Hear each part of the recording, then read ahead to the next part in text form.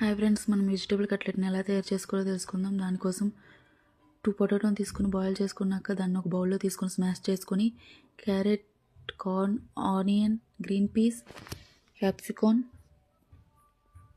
Ginger garlic paste, lemon, green chilli, coriander leaves,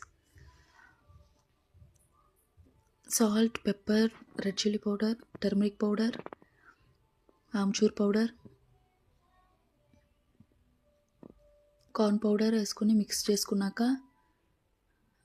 చేసుకున్న దాన్ని మనకు కావాల్సిన షేప్లో కట్లెట్లా ఒత్తుకొని పక్కన ప్లేట్లో పెట్టుకోవాలి.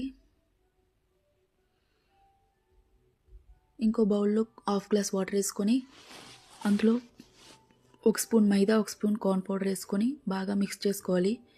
మిక్స్ చేసుకున్న దానిలో ఆ కట్లెట్ని తీసుకొని డిప్ చేయాలి. బాగా డిప్ చేశాక బ్రెడ్ క్రబ్స్లో మిక్స్ చేయాలి. మిక్స్ చేసుకున్న దాన్ని పక్కన పెట్టుకొని ఆయిల్ వేడి చేసుకున్నాక అందులో వేసి బాగా ఫ్రై చేసుకోవడమే. మీడియం ఫ్లేమ్లో పెట్టుకొని బాగా ఫ్రై చేసుకోవాలి. బాగా రెడ్ కలర్ వచ్చేలాగా ఫ్రై చేసుకోవాలి ఫ్రెండ్స్.